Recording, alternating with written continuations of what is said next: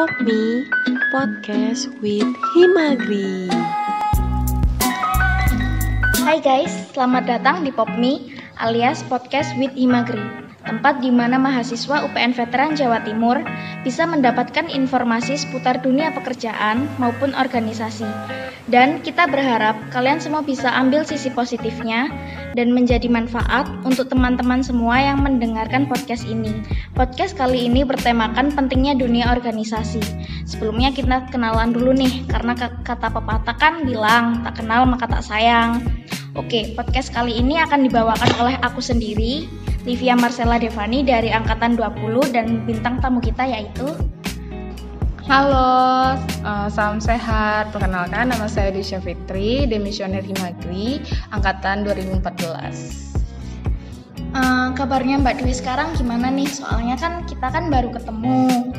Kabarnya Mbak bagaimana selama pandemi ini? Apa ada kesibukan sendiri atau seperti apa? Untuk saat ini alhamdulillah Mbak sehat. Kesibukannya Mbak sekarang itu kan udah mau wisuda nih, mau selesai nih. Jadi kesibukannya itu ngurus-ngurus berkas untuk syarat wisuda, kemudian syarat lulus. Itu sih, cuman itu aja sih untuk saat ini. Iya, ya udah Mbak. Alhamdulillah ya. Sampai sekarang kita semua masih diberi kesehatan oleh Tuhan. Dan buat kalian semua, jangan lupa tetap patuhi protokol kesehatan dan selalu jaga kesehatan tubuh masing-masing. Oke, kita akan memasuki sesi tanya jawab, di mana pertanyaan ini mewakilkan apa sih yang muncul dalam benak mahasiswa agribisnis seputar dunia organisasi. Mbak kan angkatan 2014 nih, demisioner Himagri juga. Perannya Mbak Dwi sendiri di Himagri itu apa ya? Dan berapa lama juga Mbak terjun di dunia organisasi? Pertama masuk ya Mbak itu jadi sekretaris bidang Infocom. Terus lanjut ke tahun kedua, Mbak juga tetap jadi sekretaris Infocom. Kemudian Mbak didelegasikan jadi sekretaris Infocom di DPW 4 Popmasepi. Setelah itu, kan saat itu selama 2 tahun ya di Popmasepi. Nah, selagi Mbak menjabat di himpunan dan di Popmasepi, Mbak juga jabat di BLM sebagai pengawas program kerja Himagri. Berarti kan Mbak kan cukup aktif ya di dunia organisasi. Kan banyak tuh omongan-omongan kayak seputar kalau biasanya anak-anak organisasi itu terlalu mementingkan organisasinya daripada bidang akademiknya gitu Mbak. Kalau menurut Mbak sendiri, apakah perkataan seperti itu tuh benar atau bagaimana? Kalau menurut saya ya organisasi sama akademik itu bukan suatu hal yang untuk dibandingkan sih, atau yang mana harus diprioritaskan kayak gitu, karena punya tupoksinya sendiri-sendiri. Nah, organisasi itu kita belajar di dunia luar, jadi kayak program kerja itu kan ada yang ke masyarakat, terus itu kemudian kayak pencarian dana atau lagi ya, banyak deh yang dapat ilmu yang kita bisa dapat dari organisasi yang nantinya untuk dunia pekerjaan.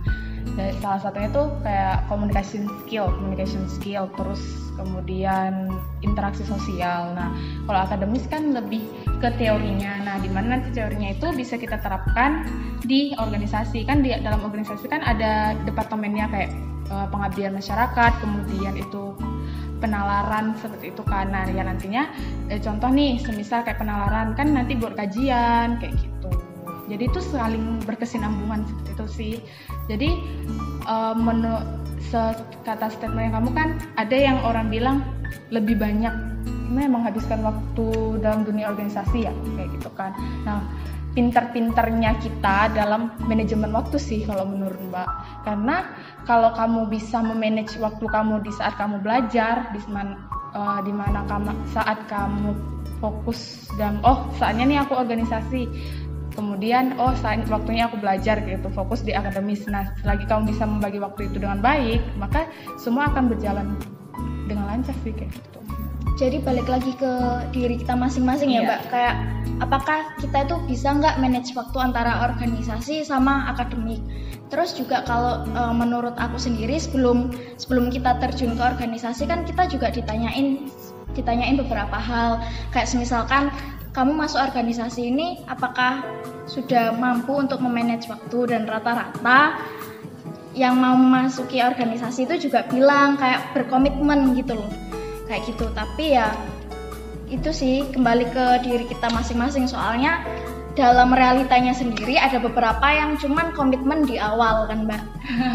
Iya sih, banyak ya yang tiba-tiba nanti kalau udah pertengahan itu hilang kayak gitu, Iya, kayak setengah betul. periode ya kan.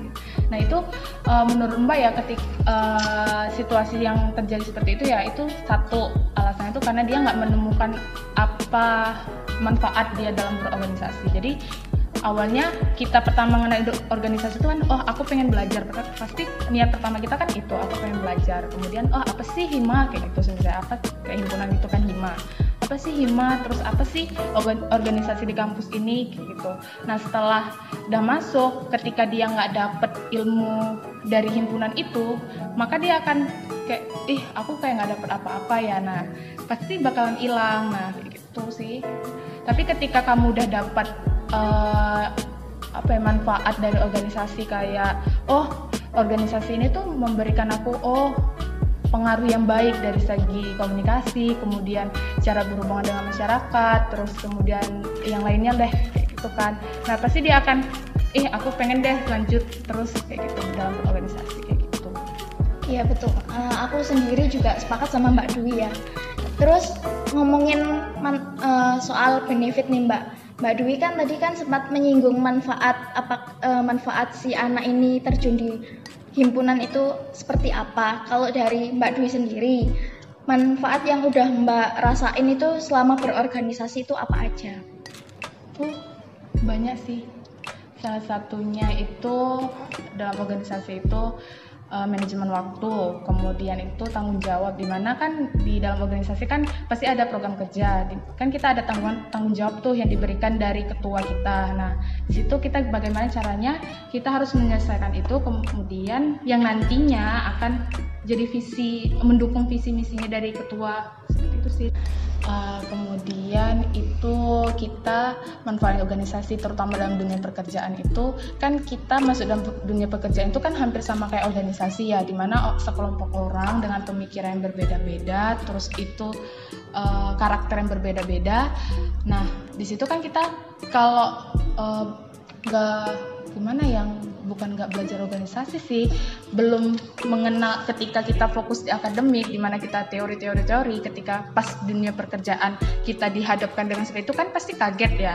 Nah dengan organisasi kan kita di situ sering menghadapi kayak rapat, kayak kan kalau rapat itu kan argumen itu kan pasti ada kan, terus itu penyampaian pendapat gimana sih pendapatnya, kemudian diterima atau tidaknya. Nah itu kan nanti akan berpengaruh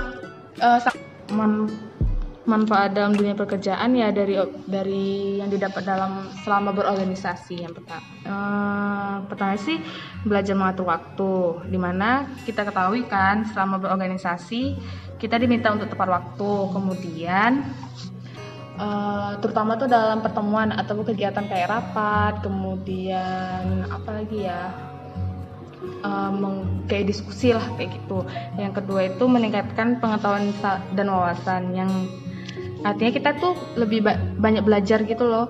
Nah seperti membuat proposal kegiatan, kemudian mencari sponsor untuk pembiayaan dari kegiatannya kita, kemudian mengelola anggaran biar seefisien mungkin kita mendapatkan keuntungan yang banyak gitu loh dari kegiatan yang kita laksanakan. Kemudian apalagi ya, berhubungan dengan orang lebih luas lah gitu.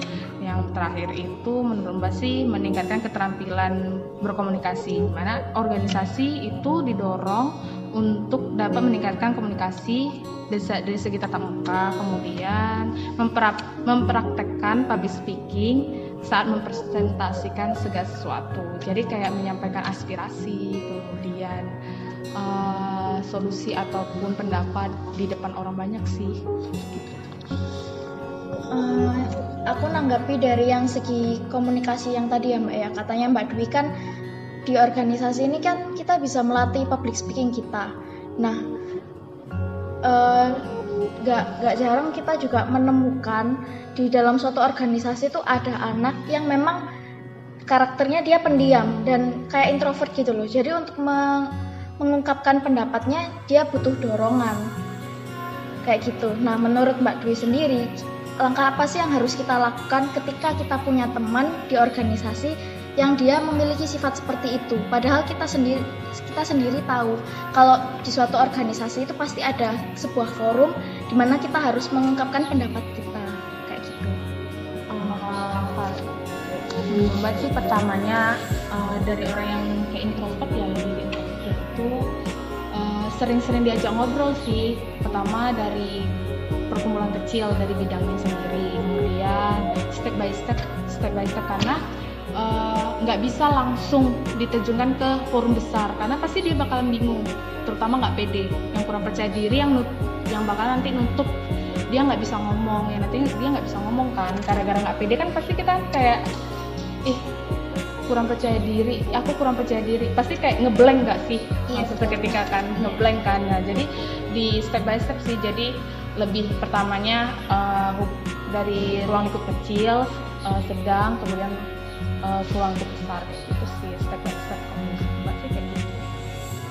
Terus menurut Mbak Dwi sendiri, ketika ada orang yang memilih untuk tidak mengikuti organisasi itu kayak gimana Mbak? Menurut Mbak, pandangan Mbak kayak gimana? Kayak misalnya, itu pasti rugi tuh orang itu nggak ikut organisasi atau bagaimana? Ikut atau tidak ikutnya organisasi itu menurut Mbak itu pilihan sih. Nah, karena organisasi itu kita nggak bisa memaksakan orang itu harus ikut organisasi. Kemudian kita nggak bisa menilai, anak ini nggak ikut organisasi, berarti lebih hebat kita yang dimana kita yang ikut organisasi kan. Jadi tuh kayak bukan satu statement dimana kamu tuh nggak ikut organisasi berarti pengetahuanmu tuh sempit kayak gitu. Enggak sih, karena setiap orang tuh punya fashionnya sendiri-sendiri. Jadi ada yang orang lebih berkarir di UKM kan, UKM itu kan lebih menjurus ya, kayak ada seni, kemudian olahraga kayak gitu, yang dimana dia lebih dapat ilmu kayak gitu. Nah, ada juga yang orang mencari tempat belajarnya itu dengan cara organisasi kayak gitu sih menurut Mbak. Jadi nggak bisa dikatakan orang yang tidak berorganisasi itu wawasannya itu sempit kayak gitu sih. Jadi balik lagi ke diri kita masing-masing ya Mbak, apakah dia itu bisa survive atau enggak di suatu tempat itu. Terus aku juga pribadi tuh pernah diginiin sebelum ikut organisasi, sebelum ikut HIMA, pernah ditanyain, kamu besok mau ikut HIMA atau enggak? Ya aku jawab mau aja. Terus banyak yang berpendapat, kenapa kok ikut HIMA? Padahal HIMA itu nanti kamu jadi cuman suruh-suruhnya aja, gini. Kalau menurut Mbak Dwi sendiri, apakah stigma seperti itu tuh benar atau enggak? Enggak sih. Enggak sih menurut Mbak ya. Karena selama Mbak berorganisasi ya, selama 4 tahun ya, banyak benefit gitu, manfaat yang Mbak dapat, yang Mbak peroleh dari selama berorganisasi. Jadi nggak, kalau orang dimana orang apa sih, ngapain sih ikut HIMA kayak gitu kan, salah satu kayak himpunan kan HIMA, ngapain sih ikut HIMA, nggak dapat, kamu kayak kamu tadi bilang kan hanya suruh-suruhan. Nah, mungkin dia menganggapnya seperti itu. Nah, tapi kan kita sebagai orang kalau udah terjun dalam organisasi, ketika kita terjunnya pakai hati, pasti kita bakalan jalannya enjoy gitu loh. Karena bakalan dapat manfaat kan, ketika kita jalannya enjoy, pasti seperti kayak kita tuh udah, aku seneng nih ngejalanin kayak hobi, misalnya kan, aku seneng nih kayak gitu kan, hobiku emang di sini kayak gitu, pasti kita kan enjoy banget kan jalannya, nggak terbebani lah kayak gitu kan. Itu sih menurut Mbak. Jadi kalau yang kayak gitu itu kayak perspektif orang lain aja ya Mbak. Toh juga kalau menurut aku semua orang pasti punya pandangannya sendiri ya. Mereka boleh beranggapan seperti itu. Ya kita sebagai individu pribadi ya juga jangan seperti itu. Selagi kita belum benar-benar nyemplung belum terjun ke situ ya. Kalau aku pribadi nggak usah terlalu ikut terpengaruh omongan orang lain kayak gitu sih. Terus pertanyaan selanjutnya nih Mbak, faktanya mengikuti organisasi kan dapat membuat mahasiswa menjadi lebih sibuk. Apakah dengan mengikuti organisasi dapat menghambat proses kuliah? Jika iya, bagaimana cara mahasiswa dapat membagi waktunya antara perkuliahan dan organisasi? Yang seperti Mbak tadi bilang ya, pintar-pintarnya kita manajemen waktu sih. Nah, contohnya nih, ada kan orang yang aktif organisasi tapi bisa lulus tepat waktu dengan nilai IPK, kalau akademis kan IPK kan, itu yang tinggi atau cum laude kayak gitu kan, berarti dia bisa membalance gitu loh. Dia dapat ilmu dari organisasi, dia dapat ilmu dari akademis. Nah, seperti Mbak bilang, manajemen waktu itu sangat penting sih, terutama nanti bakalan berpengaruh dalam dunia pekerjaan, dengan kesibukan ditumpuk itu kan, kita harus ada target kan yang harus diselesaikan kayak gitu. Kalau dari Mbak Dwi sendiri, manajemen waktu yang Mbak lakukan itu kayak gimana? Apakah kayak menyusun jadwal atau seperti apa kayak gitu? Kalau Mbak itu men-schedule, jadi apa sih target yang Mbak harus capai untuk besok kayak gitu. Karena kalau nggak terschedule dengan baik kayak gitu, pasti bakalan lupa, kemudian tuh kayak aduh males yang pertama kan, terutama apalagi kalau udah tugas pasti kayak adalah nanti malam deh, nanti diundur, nanti ketika di saat pengumpulan pasti kayak sibuk dengan sendirinya kan. Padahal sedangkan waktu-waktu sebelumnya itu kayak waktu senggang itu kita kayak udah deh nanti aja kan, sebenarnya kan bisa kita manfaatin untuk ngerjain tugas kemudian ataupun proker kayak gitu kan. Jadi lebih ngatur sih kayak gitu. Terus katanya Mbak Dwi tadi kan, ketika kita masuk ke organisasi kita harus memanage waktu dengan tepat antara organisasi dengan kuliah akademik. Misalkan aku kasih contoh nih Mbak, suatu permasalahan. Jadi misalkan ada anak nih, dia tuh terjun ke organisasi juga, tapi untuk tugas-tugas kuliahnya seperti tugas kelompok gitu dia menyepelekan. Jadi menurut pandangan Mbak, kayak anak kayak gitu tuh harusnya digimanakan supaya dia tahu rasanya tanggung jawab itu nggak hanya ada di organisasi tapi juga di bidang akademik. Itu ya, yang pertama sih sarannya Mbak ya, ngadepin orang yang seperti itu yang pertama buat kesepakatan terlebih dahulu dan konsekuensi secara bersama. Jadi kan satu kelompok tuh, jadi buat rules atau misalnya nih dia nggak ngerjain nih, apa hukumannya kayak gitu. Nah kalau dia tetap males kayak gitu kan, itu kan udah kategori males ya, udah menggampangkan kan. Kalau ada temen yang lain, aku numpang nama aja deh kan, ada yang orang kayak gitu kan. Jadi kayak menyepelekan deh, menyepelekan. Nah jadi kayak gitu harus tegas sih, dimana nggak perlu merasa sungkan untuk mengingatkan kepada sama teman kelompok. Setelah itu kalau misalnya dikasih tahu dia masih tetap menyepelekan ya, nah harus tegas. Nah karena nggak perlu sungkan dalam memberikan peringatan sesama temenmu. Nah karena kalau kita nggak tegas, dia itu akan menyepelekan terus loh. Jadi kayak menggampangkan lah kayak gitu, bahasa kasarnya kayak gitu sih. Jadi itu tinggal kitanya aja, kita harus tegas kayak gitu ya Mbak. Jadi nggak perlu sungkanan buat menegur selagi memang dia selagi dia menyepelekan tugasnya. Lagi pula kalau menurut aku pribadi, kita kan udah mahasiswa, udah tahu dong mana yang harus diprioritaskan. Meskipun kamu juga harus memprioritaskan antara organisasi juga, akademik kan juga harus diprioritaskan kayak gitu ya Mbak ya. Itu harus balance gitu. Jadi organisasi penting, akademiknya juga penting. Jangan hanya fokus di organisasi aja. Nah, karena kalau kita fokus di organisasi pasti akademik itu bakalan terbengkalai. Jadi kayak titip absen terutama kayak gitu. Terus terutama tugas ya. Nah, yang nantinya akan membebani teman-temannya gitu sih. Oke Mbak, kita lanjut ke pertanyaan selanjutnya. Di dalam organisasi nih Mbak Dwi, kan sering terjadi perselisihan pendapat. Menurut Mbak sendiri, bagaimana sih cara menyatukan dua pendapat yang berbeda dalam suatu diskusi atau pengambilan pendapat? Pengambilan keputusan ya, lebih tepatnya.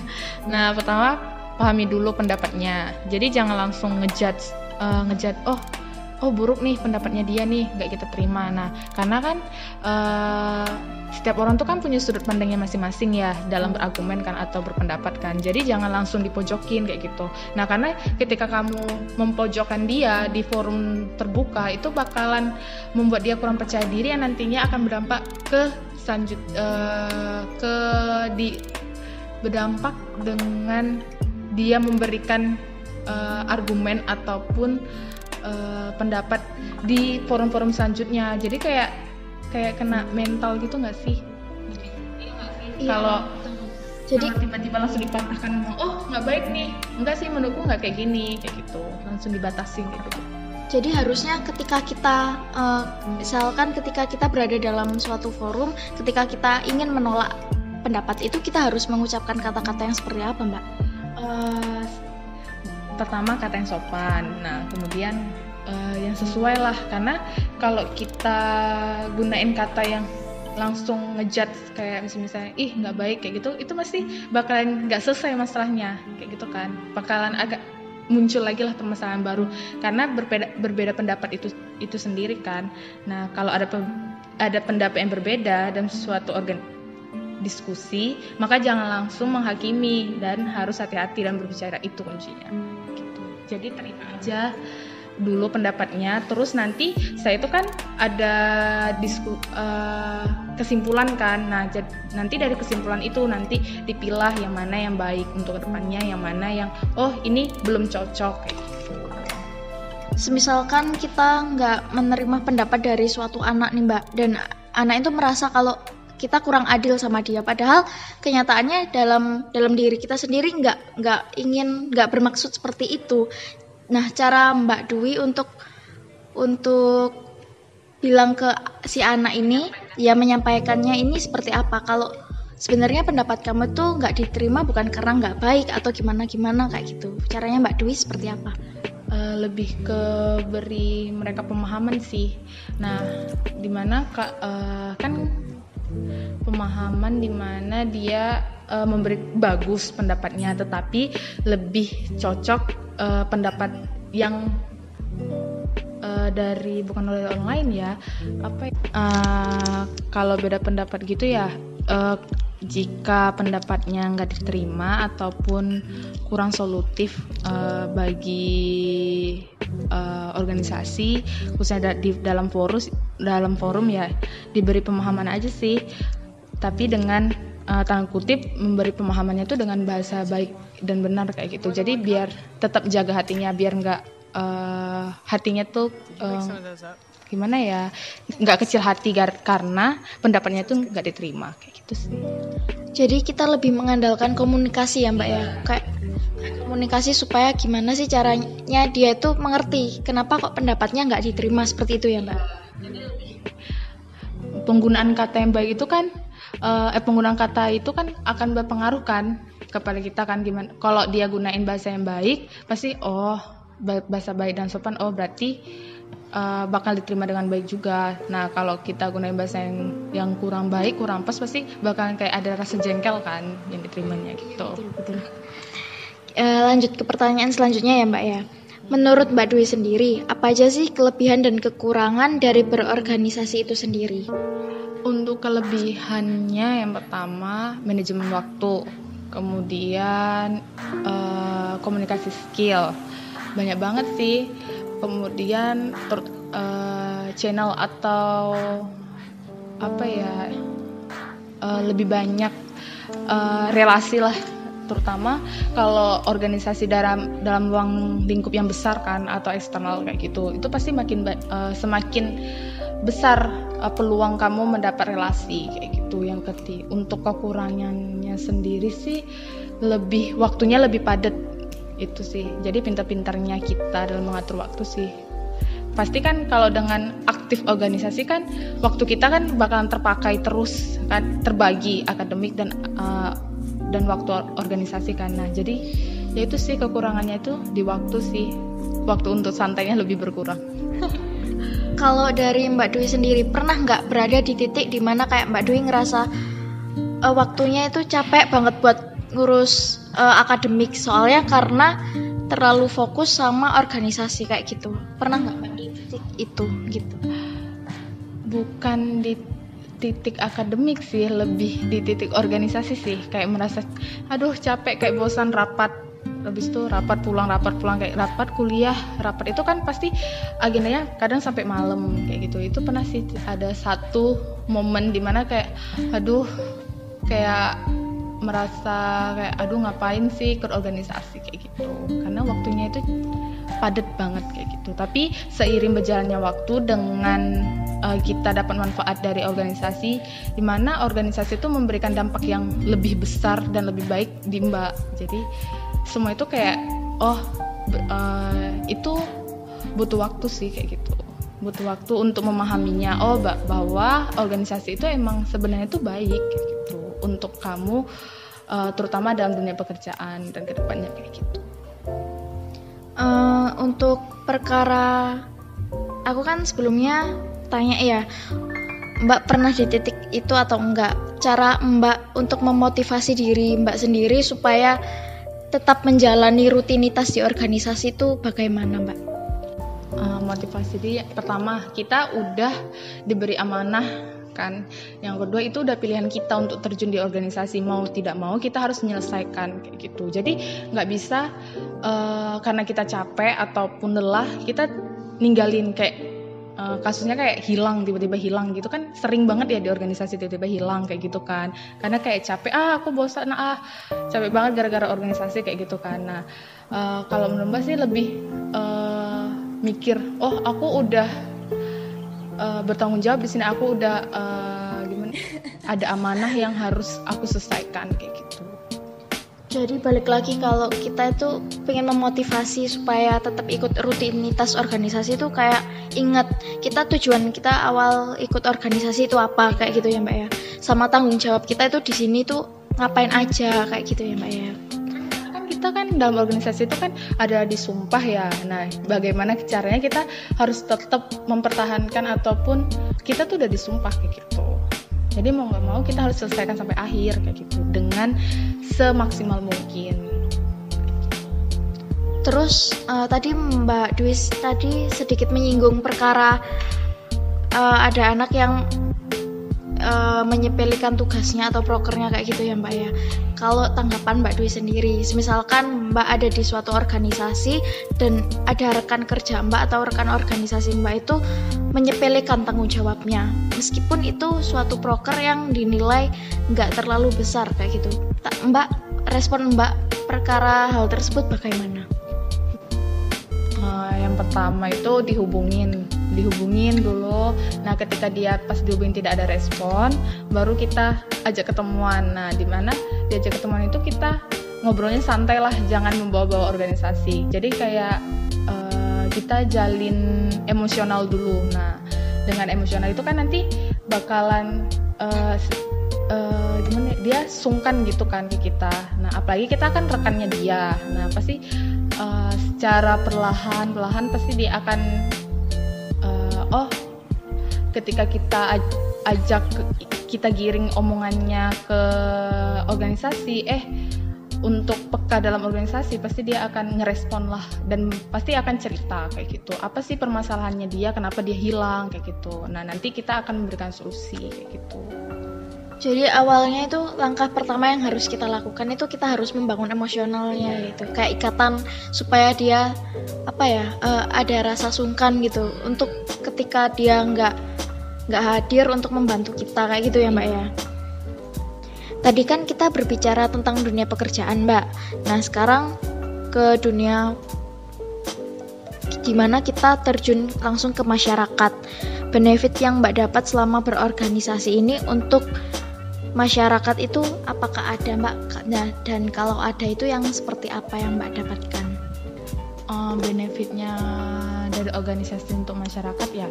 Nah itu kita lebih peka terhadap lingkungan sekitar sih. Apalagi kan misalnya dikhususkan kayak pertanian ya. Dimana kan pertanian itu kan dibutuhkan banget untuk keberlangsungan hidup. Nah, jadi dengan kita peka dengan keadaan sosial yang di sekeliling kita, nah nantinya kan bisa jadi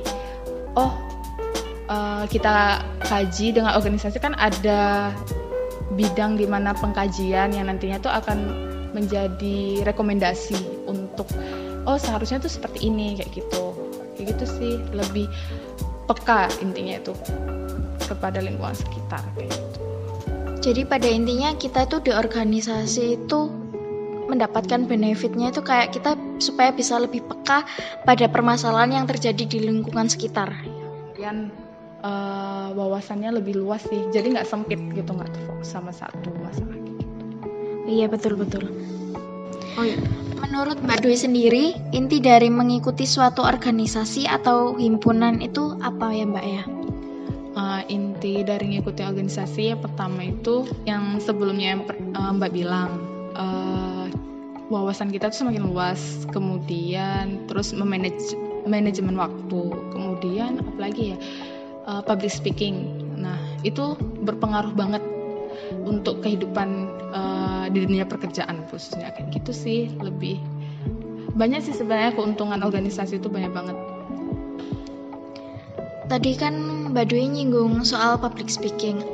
Menurut Mbak Dwi, apakah sebagai seorang organisasi kita harus memiliki skill tersebut? Harus tidak harusnya itu nggak ada yang mengatakan harus kayak gitu. Nah tapi alangkah lebih baiknya, karena kan kita berorganisasi kan berhubungan dengan masyarakat luas kan, dimana kita menyampaikan pendapat, di situ kita belajar menyampaikan pendapat, kemudian ataupun argumen ataupun aspirasi kayak gitu. Jadi dikatakan harus sih bisa, dikatakan tidak harus sih juga kurang pas kayak seperti itu. Atau jikalau dia tidak bisa berkomunikasi dengan baik, setidaknya dia bisa menyuarakan suaranya itu lewat tulisan kayak gitu, kayak kajian ataupun karya ilmiah kayak gitu. Jadi jangan dituntut untuk masuk organisasi itu harus bisa public speaking. Nah karena kan di organisasi itu sendiri kan kita tempatnya belajar kan, setelah belajar baru dikembangkan seperti itu. Jadi nggak masalah ya Mbak ketika kita menemukan anak organisasi yang dia itu skill public speakingnya nggak terlalu bagus, itu bukan suatu masalah yang besar ya Mbak ya? Bukan. Terus cara Mbak Dwi sendiri selama berorganisasi ini untuk melatih public speaking itu kayak apa aja Mbak? Cara melatih public speaking ya jam terbang sih lebih tepatnya. Jadi semakin kita banyak ngomong di depan umum, maka kosakata kita tuh bakalan teratur kan, tertata dengan baik. Selama ini kan mungkin karena Mbak masih mahasiswa ya, kemudian Mbak kan lebih ke dunia infokom kayak gitu. Nah lebih banyak Mbak melatih public speakingnya sih lewat Mbak kan ada mengajar, jadi dari situ sih Mbak lebih melatihnya kayak gitu. Selama melatih dari program kerja mengajar itu Mbak pernah nggak sih kayak gugup gitu meskipun kita sendiri sudah sering untuk berbicara di depan umum gitu? Pernah nggak Mbak? Pernah banget. Pertama-tama tuh pasti bakalan gugup ya, apalagi takut pesan yang kita sampai, apa yang kita bicara tuh sampai nggak sih ke audiens ataupun ke masyarakat kayak gitu kan. Pasti bakalan pernah merasakan fase dimana kamu gugup, nggak percaya diri. Tapi mau tidak mau kamu kan harus berlatih terus menerus biar agar kamu bisa berbicara dengan baik gitu. Nah terutama lebih banyak ke baca sih, karena ada salah satu orang yang jadi inspirasinya Mbak Dwi itu untuk melatih dia public speakingnya bagus itu salah satunya itu dia baca koran. Karena kan baca koran itu kan tataan bahasanya itu kan baku kan, baik dan benar kan kayak gitu sih. Jadi membaca itu juga salah satu pendukung gitu. Untuk public speaking sendiri Mbak ya, apakah seseorang yang dengan memiliki tipikal introvert dapat melatih public speakingnya selama berorganisasi? Menurut Mbak seperti itu gimana? Bisa, karena nggak harus dalam berorganisasi sih. Dari segi dia akademik juga bisa, dari dari presentasi kan, dalam dunia perkuliahan tuh kan sering presentasi tuh. Nah di situ kan nanti ada tanya jawab. Nah dari situ kan dia akan bisa melatih public speakingnya, berbicara di depan umum kayak gitu. Oh, berarti pentingnya kita untuk berorganisasi itu selain untuk menjalin relasi, kita juga bisa mengembangkan potensi yang ada dalam diri kita ya, Mbak. Jadi, misalkan untuk melatih public speaking kita, memanage waktu kita, dan lain-lain sebagainya, kayak gitu ya, Mbak ya. Oke, Mbak, terima kasih atas waktu luangnya dan menyempatkan hadir di tengah-tengah kesibukannya Mbak Dwi. Saya Livia Marcella Devani selaku podcaster mengucapkan terima kasih sebanyak-banyaknya dan mohon maaf apabila ada kesalahan kata. Kami pamit undur diri. Wassalamualaikum warahmatullahi wabarakatuh.